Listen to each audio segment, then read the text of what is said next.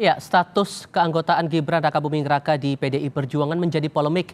Gibran belum mengembalikan kartu tanda anggotanya, sementara PDI Perjuangan juga belum bersikap tegas. Kini muncul tudingan Gibran memainkan narasi dizalimi jika dipecat PDI Perjuangan. Sebetulnya strategi apa yang dimainkan baik PDI Perjuangan maupun Gibran? Kami diskusikan saat ini bersama dengan Direktur Eksekutif Lingkar Madani, Ray Rangkuti. Bung Ray, apa kabar? Baik sejauh ini. Halo. Terima kasih sudah bergabung bersama kami. Analisis umum dulu, Anda merasa bahwa itu bisa jadi muncul, analisis dari Komarudin Watubun itu bahwa bakal memainkan narasi dizalimi apabila kemudian dipecat Gibran ini dari PDI Perjuangan? Ya saya kira waktu deklarasi yang dilakukan oleh Golkar, saya di sini juga bersama-sama mengatakan bahwa Gibran tidak akan mengembalikan KTA, saya bilang kan. PDI juga nggak akan memecatnya secepat mungkin gitu. Kenapa gitu? Karena dalam konteks ini PDI lah kita lihat dulu. Mereka setidaknya 2 kali kena imbas akibat menegur Gibran. Ya kan, kan 2 kali Gibran seperti melakukan tindakan yang berbeda dengan partai sebelum ini gitu. Dan 2 kali mereka memanggil Gibran untuk datang ke Jakarta lalu diklarifikasi. Dan diberi teguran, apa efeknya yang dialami oleh PDI? Ya PDI mengalami cibiran di tengah masyarakat gitu.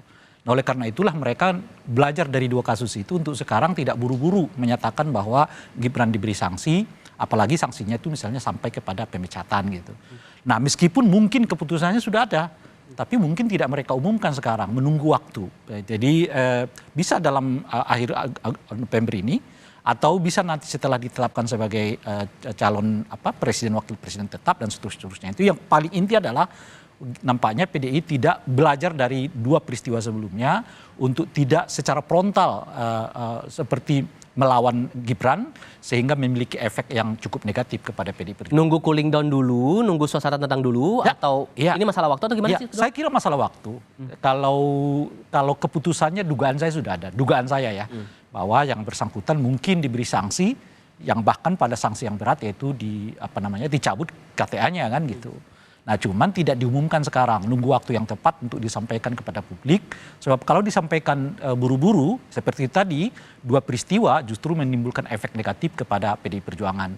Dengan sikap mereka yang seperti sekarang, sekalipun tidak menimbulkan efek elektoral kepada PDI, tapi setidaknya tidak menahan PDI tidak mengalami 2 peristiwa yang sebelumnya, di mana mereka dicibir oleh masyarakat. Gitu. Oke, itu untuk posisi PDIP. Kalau kita kan kita juga lihat tadi ada respons dari Gibran Rakabuming Raka. Anda melihat itu sudah cukup kuat untuk menegaskan posisi dia?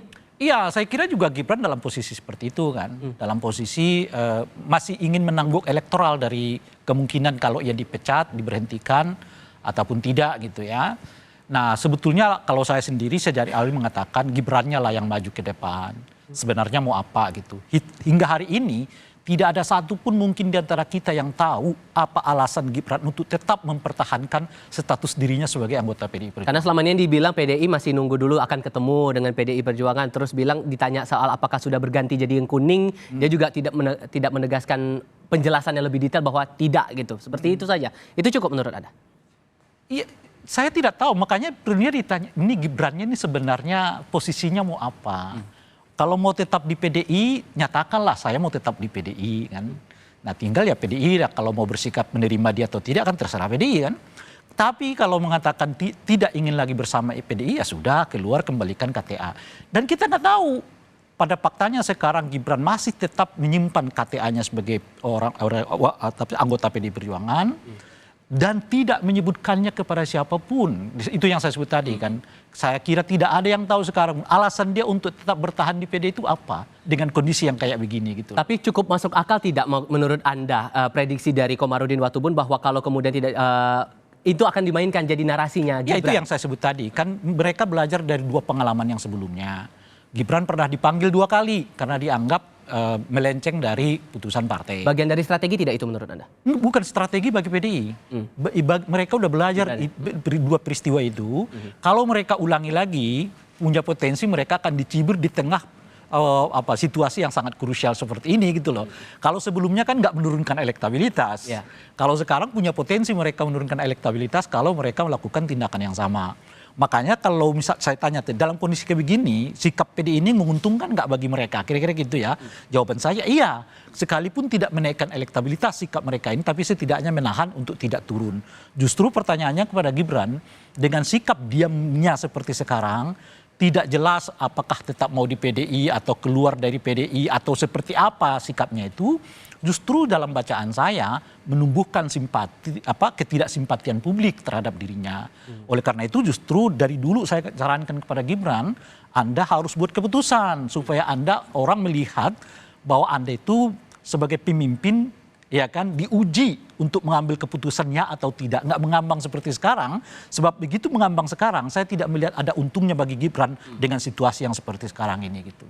Bakal ada kemungkinan tidak bahwa ini tidak akan sampai klimaks ya, tidak akan sampai pada ujungnya begitu. Kalau kemudian ini bakal berterusan dengan tensi yang seperti ini, datar-datar saja belum ketemulah titik temunya dari peristiwa ini. Kalau ini secara politis ya. Kalau ini terus seperti yang saya sebutkan tadi, ini menguntungkan PDI.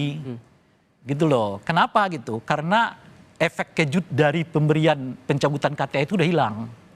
Gitu kan? Seiring dengan orang melihat ini kapan Gibran bisa bersikap tegas gitu loh.